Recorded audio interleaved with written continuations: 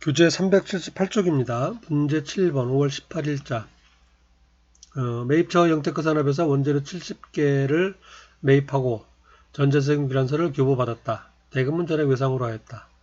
당점 부담 운임 5만원은 현금으로 별도 지급하였다. 전형적인 매입 거래가 되겠습니다. 그리고 이제 운임이 별도로 있고요. 자, 입력을 해보도록 하겠습니다. 날짜는 5월 18일 그리고 매입이 되겠죠. 매입이고 세금연서가 10% 정상적으로 있는 거래이기 때문에 51번이 되겠습니다. 51번. 그리고 품목은 원재료. 수량이 70. 단가가 12만원. 그러면 공급가액 840만원, 부가세 84만원. 입력이 자동으로 되고요. 그리고 거래처는 영테크 산업 코드를 눌러서 영테크 산업 선택해주고 확인 됐고요. 그리고 전자 여부는 1번 여가 되고 분계. 자, 분계는 지금 전액 외상 거래인데 그래서 2번 외상이 되는데 지금 현금이 있어요. 운임 현금을 별도로 입력을 해야 되기 때문에 여기서는 3번 혼합을 선택합니다. 3번 혼합. 그러면은 일단 차변이 완성이 됐는데 대변은 지금 외상 매입금이죠. 그리고 여기에다가 운임에 대한 거를 별도로 입력을 해줘야 돼요. 그래서 보시면은 조금 쉽게 하시면 이렇게 하시면 됩니다. 지금 대변에 여기가 외상 매입금이죠. 외상 매입금 확인. 그리고 이게 924만원이죠. 자, 근데 이렇게 하니까 이제 지금 차변되면 금액이 같으니까 이 거래 입력이 끝나버려요. 이렇게 되면은 틀린 건 아닙니다. 이거는 차변에 이렇게 입력을 하고 대변에 입력을 하셔도 되고, 그리고 5만원에 대해서는 차변에 원재료, 대변에 현금이죠. 일반 전비 입력에 가서 입력하셔도 돼요. 어차피 회계장부로 반영이 되는 거니까. 그러면 원재료는 845만원이 되고 이건 있고 현금 5만원이 되는 거죠. 그리고 부가세 신고서에는 이렇게만 들어가면 되는 겁니다. 이 내용만 들어가면 되고, 그리고 부가세 대급금은 나중에 이제 세금 낼 때 이거 뭐 차감하면 되는 거고요. 금액 84만원이니까 상관이 없죠. 그래서 이렇게 입력을 하고 일반 전파 가서 입력을 원재료 5만원, 현금 5만원 하셔도 되고, 아니면은 이제 여기서 다 하게 되려면은 할 수 있는 방법이 이거 지금 고쳐주면 되겠죠. 이게 지금 845만원이죠. 5만원 더 해줘야 되니까. 분계가 완성이 덜 됐어요, 지금. 외상매입금은 924만원 맞고요. 그리고 5만원의 차이가 있는 거죠, 지금. 그래서 이건 대변에 현금이죠. 현금 5만원. 이렇게 하시면 됩니다.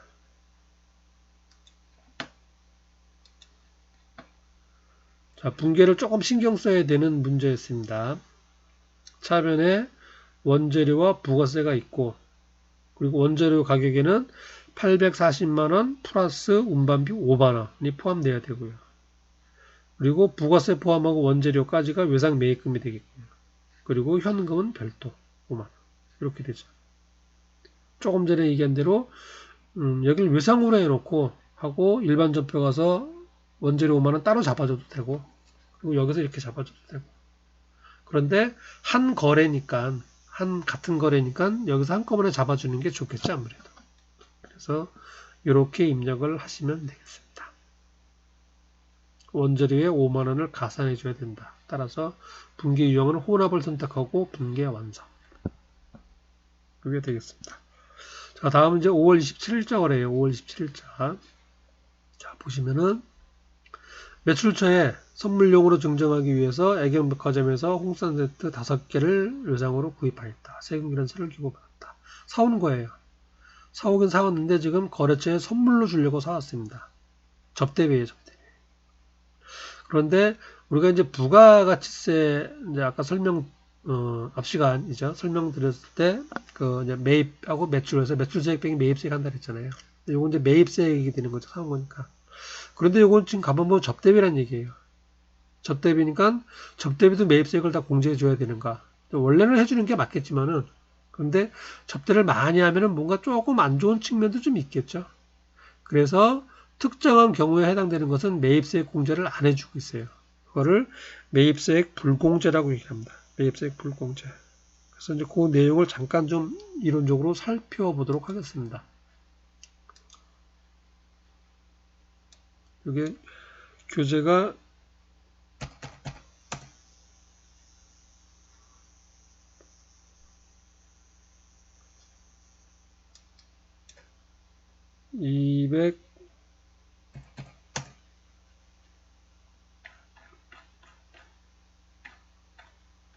지금 여기 표지 요거 그 페이지 수 찾아가는 거하고 실제 페이지 수하고 조금 차이가 납니다. 그래서 좀 약간 혼란이 있어요. 여러분 교재로는 아마 279쪽인가 그럴 겁니다. 279쪽.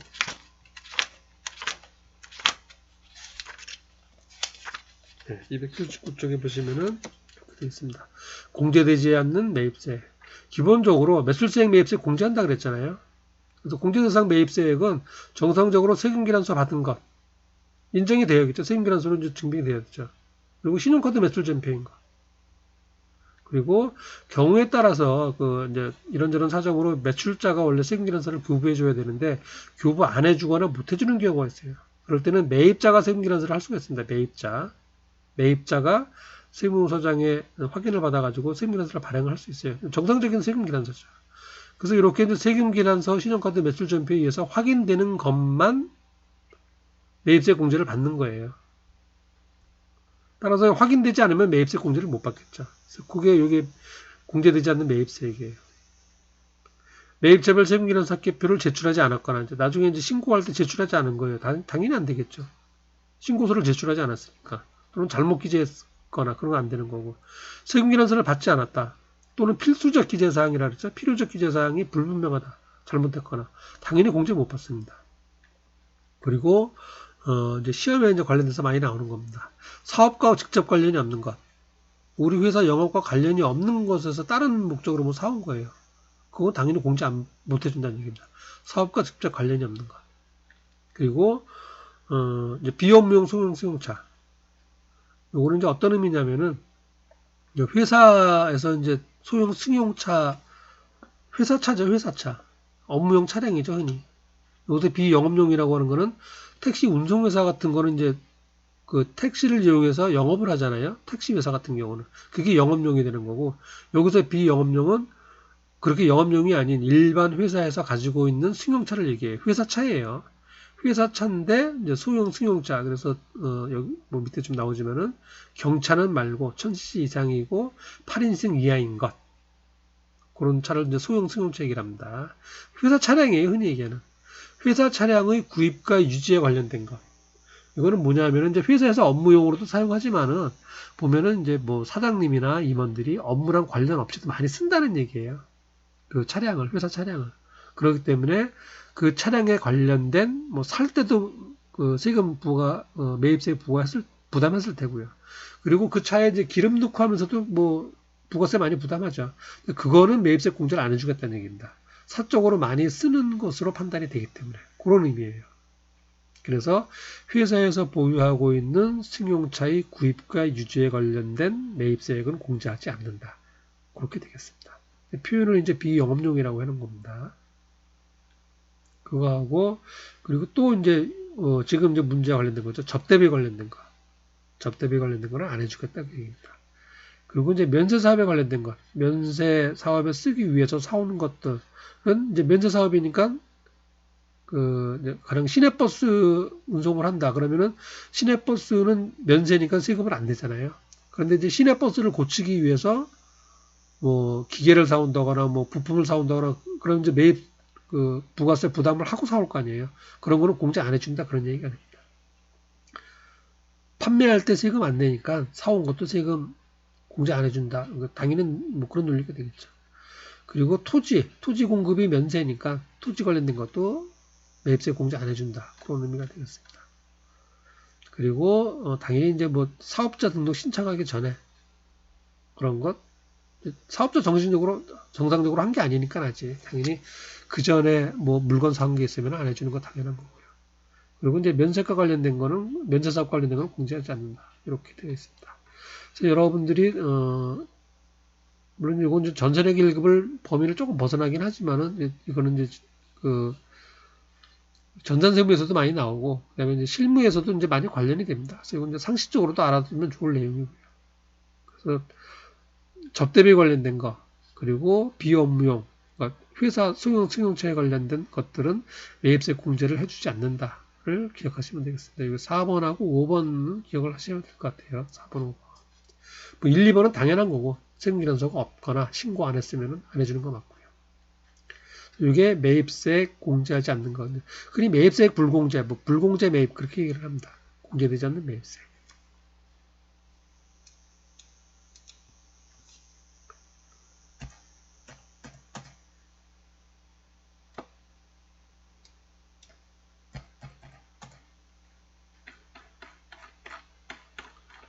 저희가 지금 문제가 유기하고 있는 거죠.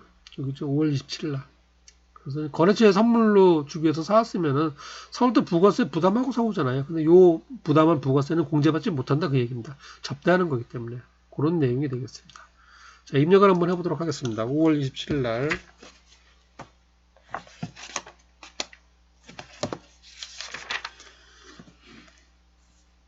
날짜가 5월 27일이죠. 27일. 그리고 사온 거니까 이제 매입해서 선택을 해야 되는데 공제 못 받는다는 얘기예요. 그게 54번 불공이 되겠습니다. 54 불공. 매입세 불공. 공제받지 못한다. 54.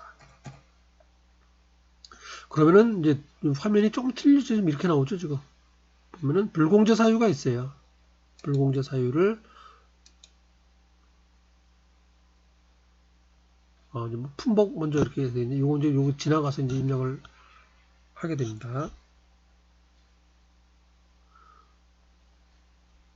자, 품목 보시면은 홍삼 세트 이렇게 되어 있죠. 홍삼 세트. 그리고 수량이 5개. 그리고 단가가 30만원. 그리고 거래처를 새로 등록하라 그랬습니다. 거래처 302번. 거래처 플러스 키 누르고 등록하죠. 그리고 애경백화점. 애경백화점. 코드는 302번으로 하고, 그리고 지금 사업자 등록번호도 하게 되어 있죠. 그래서 여기도 수정을 눌러주시면 됩니다. 수정. 그럼 화면 하단에 이렇게 나오죠. 그래서 사업자 등록번호 36749. 다른 자료는 없고요. 지금 코드하고 요거만 있었습니다. 그리고 담당자 뭐 이런 것도 없죠. 지금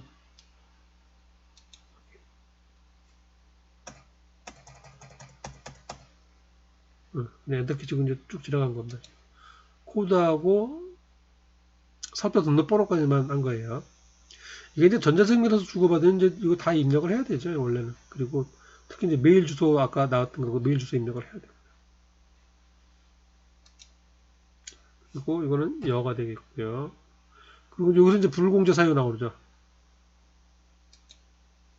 그래서는 접대비죠. 4번 접대비.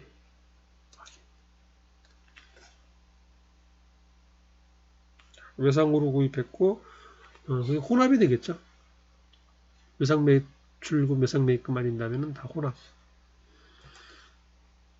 자, 차변에 이렇게 나왔습니다. 근데 차변은 이제 원자료가 아니죠, 이게. 접대비죠, 이거는 접대비. 접대비인데 접대비 중에서도 매출처니까 영업하고 관련된 거 판매비와 관리비가 되겠죠. 813만. 그리고 이제 원래는 이제 부가세 150만 원에 15만 원 부가세가 돼야 되는데 이건 공제받지 못하는 거니까 그냥 전체가 접대비로 되는 겁니다. 15만 원이 별도로 부가세 대급금으로 입력되지 않죠. 공제받지 못하는 거니까 그렇습니다. 나머지 대변이고 외상으로 따랐으니까 미지급금이 되겠죠. 미지급금. 그리고 금액은 165만 원. 이래서 5월 27일자 거래까지 했습니다. 불고. 자, 5월 거래는 지금 여기 이제 면세가 있었고요. 최근 면세. 그리고 이거는 정상적으로 판매한 것. 판매인데 이제 저기였었죠. 그 반품된 거. 반품이었죠. 반품 판매. 마이너스 판매라고 말씀을 드렸습니다. 그리고 이거는 원재료 사온 건데 그 운반비가 별도로 있었습니다. 운반비를 여기다 가산시켜줬죠. 원재료에다가. 그리고 현금이 별도로 나왔습니다. 분기해서 유의를 하셔야 되는 거고요. 그리고 이 거래는 불공이 되겠습니다. 매입세액 불공제, 접대비, 그 다음에 소형 승용차의 구입 유지에 관련된 거, 뭐 업무와 관련 없는 지출, 그런 것들이 매입세액 불공제에 해당이 됐습니다. 자, 이제 5월달 거래를 마치고 이제 6월달 거래로 들어가도록 하겠습니다. 6월 10일 수출대행업체인 미래상사의 내국신용장에 의해서 제품을 매출하고 대금은 전액 현금 받아서 당좌예금하였다. 자, 내가 지금 파는 건 어디 파는 거예요? 지금 미래상사에다 파는 거죠. 미래상사. 그런데 이제 수출대행업체를 했습니다. 미래상사에서 수출을 한다는 얘기죠. 그리고 나는 미래상사에다가 파는 거고 미래상사에는 수출을 하고 이렇게 수출하는 경우에는 일단 영세율이라는 게 적용이 됩니다. 판매하는 외국으로 판매하는 수출하는 것에 대해서 영세율. 근데 여기 이제 내국 신용장이라고 하는 용어가 나오는데 이거 이제 무슨 얘기냐면은 이제 같은 국내 거래라면은 대금을 주고받기가 편하고 좀 확실하겠죠. 은행을 통해서 막 그러니까. 근데 이제 수출하는 경우는 외국에 있잖아요. 외국 업체하고 거래하니까 대금을 받는 게 쉽지가 않을 거예요. 그래서 이제 어떤 게 있냐면은 그 외국 기업이 자기들이 거래하는 은행이 있을 거 아니에요. 그래서 우리나라가 물건을 수출할 때는 그 은행으로부터 뭘 받냐면은 신용장이라고 하는 걸 받아요. 그래서 은행에서 그 외국 은행에서 우리나라 기업에다가 연락을 주는 거예요. 당신이 수출하는 물건에 대해서 대금을 정확하게 내가 지급하겠습니다. 걱정 말고 물건 보내주십시오라고 하는 거를 신용장이라 그래요. 신용장. 이제 뭐 수출 관련된 용어입니다. 그리고 이제 나는 이제 그 수출업체에다 내가 물건을 납품하는 거 아니에요. 그러면은 요 수출업체에 관련된 은행에서 또 이제 나한테 연락을 주는 거예요. 당신이 이 업체에 수출하는 물건은 이미 신용장을 받은 거다. 그러니까 물건 넘어가면은 물건 제대로 돈 대금 들어올 거다. 걱정하지 말고 물건 납품해라. 그런 얘기를 합니다. 그러면은 요 기업 관련된 은행에서 나한테 돈 지급하겠다라는 걸 보내줘요. 그걸 내국 신용장이라는 거예요. 내국 신용장. 내국 신용장. 돈 지급하겠다고 약속하는 그런 거예요. LC라고 얘기합니다. LC. 내국 신용장이 되는데, 이거는 뭐 무역에 관련된 거니까, 이제 구체적인 것까지는 뭐 모르시더라도 그런 개념 정도만 알면 되겠습니다. 수출하는 거에 대해서, 수출하는 물품에 대해서 대금 지급을 약속하는 증서다. 그렇게 보시면 되겠습니다. 어쨌든 내가 미래상사에다가 매출을 하고 미래상사는 수출을 한다는 얘기예요. 근데 미래상사는 거기가 알아서 회계 처리할 테고 나는 내가 미래상사에 납품하는 것만 회계 처리하면 되는 거겠죠. 요거를 이제 영세율이라고 얘기를 합니다. 영세율. 자, 이것도 이제 교재를 좀 이용해서 보겠습니다. 자, 교재 영세율은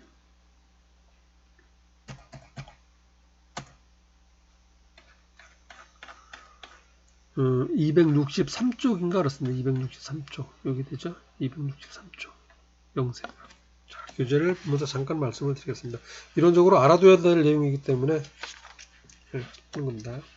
영세율이라고 하는 거는 우리가 이제 매출세액, 매입세액 그렇게 계산한다 그랬죠. 그런데 그 매출세액에 대해서 10%가 아니고 영세율을 적용한다는 거예요. 0%. 그러니까 매출세액은 항상 제로가 되죠. 그리고 매입세액은 얼마 있을 테고. 그러니까 항상 돌려받게 되는 경우를 얘기를 해요. 그래서 그거를 이제 영세율이다라고 얘기를 합니다. 영세율. 자, 영세율이란 특정 재화 또는 용역의 공급에 대해서 0의 세율을, 0% 세율을 세율에 의해 부가가치를 과세하는 제도를 말한다. 영세율이 적용되면은 매출세액이 발생하지 않기 때문에 그래서 뭐 거래 징수할 금액이 없게 된다. 그리고 영세율 적용받는 공급자가 매입하는 경우에는 내가 이제 그 수출업자예요. 사오는 경우에는 거래 징수당한 매입세액을 전액 환급받기 때문에 그래서 부가가치세가 완전히 면세되는 제도다. 뭐 그런 얘기가 되겠습니다. 수출하는 거에서 영세를 왜 적용하는 적용하는가? 국제적 이중과세 방지, 뭐 수출 촉진 그런 이유가 있습니다. 쉽게 얘기하면은 우리나라에서 이제 미국에 수출했다라고 가정을 하면은 그래서 우리나라에서 부가세 10% 부과하고요. 예를 들어서 그럼 미국에 가서 이제 수출했으니까 근데 미국에서 또 이제 거기도 부가세 부과하겠죠. 그러면은 우리나라 그 물품이 우리나라에서도 부가세 10%, 미국에서도 미군 주마다 부가세가 틀려요. 네, 미국에서도 몇 퍼센트 하면은 똑같은 물건에 이중과세가 되는 거 아니에요. 그 문제가 있겠죠. 근데 뭐 상관없이 그냥 부과하겠다 그렇게 되면은 우리나라 물건은 똑같은 물건이지만 부가세 10%가 부과돼서 넘어가는 거고 미국 물건은 자기네만 부가세가 부과되는 거고 그러니까 당연히 우리나라 물건이 미국 물건에 비해서 물건값이 비싸겠죠. 그러면 잘 안 팔리겠죠. 세금이 이중으로 부과된 거니까 비싼 거니까. 그래서 그런 문제점도 있고 거꾸로 또 이제 미국에서 우리나라에 수출할 경우도 마찬가지예요. 국가마다 이제 그런 문제가 있기 때문에 서로 약속에 의해서 부가세는 소비하는 나라에서 부과하는 거로 하자. 그렇게 정하게 된 겁니다. 그 이제 다른 측면에서는 이중과세 방지가 되는 거고, 그리고 이제 수출 촉진하는 것도 되는 거죠. 부가세를 면제해 주니까. 어쨌든 이제 영세일은 부가세를 소비하는 곳에서 과세하기 때문에 과세하는 곳에서는 이제 영세일을 적용한다. 그런 의미가 되겠습니다. 그리고 과세사업자 모두에 대해서 영세를 적용하고요. 영세를 적용되는 거래는 당연히 수출하는 자입니다. 수출하는 거. 그리고 이제 밑에도 같은 맥락이에요. 국외에서 제공하는 용역 또는 선박항공기에서 사람들이나 물건 실어 나를 때 그 항공료 받죠. 수출로 간주하는 겁니다. 그 외에 외화 획득되는 거. 어쨌든 수출하는 재화에 대해서는 0%를 적용한다. 그렇게 보시면 되겠습니다. 그래서 아까 이제 여기 나왔었죠. 면세제도하고 영세제도 차이점. 면세제도는 최종 소비자의 부가세 경감을 하기 위해서 있는 제도고 영세율은 소비주국 과세 원칙 때문에 이제 국제적 이중과세 방지하는 목적이죠. 그리고 수출을 촉진하는 목적 등등으로 영세를 적용한다. 이게 큰 차이점이 되겠고 면세는 아예 세금을 내지 않으니까 내가 사올 때 부담한 것도 공제받고 자시고 하는 게 없는 거예요. 사업자 입장에서는 약간 손해죠, 이거는. 근데 수출하는 거는 매출세액은 0%, 매입세액은 다 공제받고. 그러니까 이제 이건 사업자 입장에서는 완전 면세 제도가 되는 거죠. 사업자 입장에서는 이제 부가세 전혀 부담을 안 하니까. 그런 차이점이 있습니다.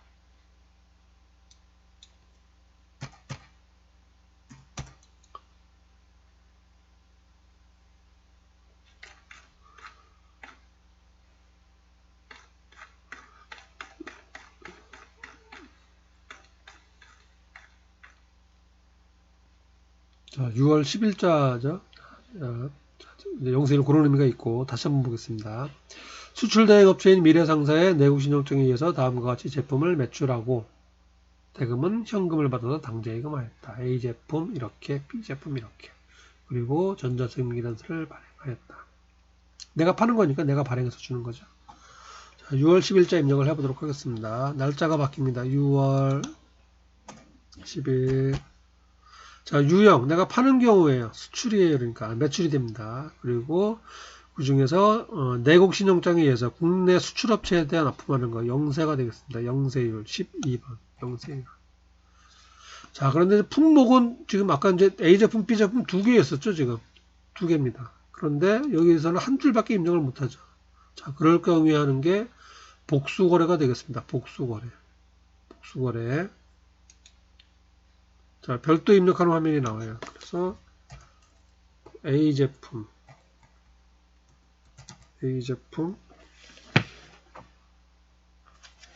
100개 A제품 규격은 아니고 수량이 100개 단가가 35만원 이랬었고요. 그리고 영세율 선택했으니까 부가세는 없죠. 0%니까 엔터. 그리고 B제품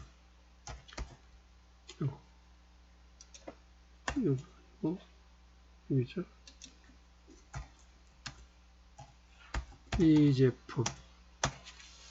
B제품이 50개 그리고 단가는 18만원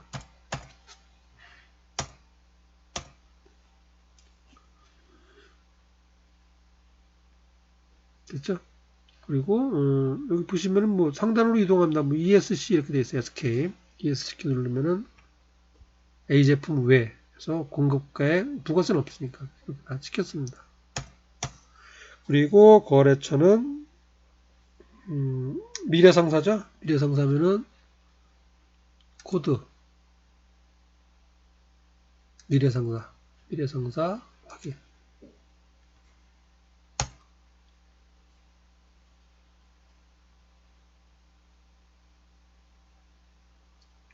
그리고 전자유부 전자죠. 그리고 영세율 구분. 이것도 문제 관련된 서류 내고 뭐 그런 것 때문에 들어가는 거예요. 여기 이제 내국 신용장에 의해서 공급하는 거죠. 3번 확인. 그리고 분계는 전액 현금, 근데 당좌금 했다 그랬죠? 그러니까 현금 거래가 아니고 혼합이 됩니다. 3번 혼합. 제품 매출 맞고요. 그리고 차변이죠. 차변에 102번 당좌예금 4,400만원 엔터 끼치면은 하나 입력이 또 됐습니다. 내국 신용장에 의해서 수출업체에 납품하는 경우였습니다. 영세율이라고 선택을 했고요.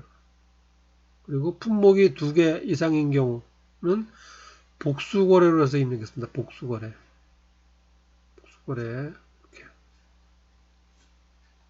복수거래인 것, 그리고 영세율, 수출하는 자와 영세율, 내국 신용장이란 용어 들어가고요. 그렇게 정도만 기억을 하시면 되겠습니다. 잠깐 쉬었다가 3교시 진행하겠습니다.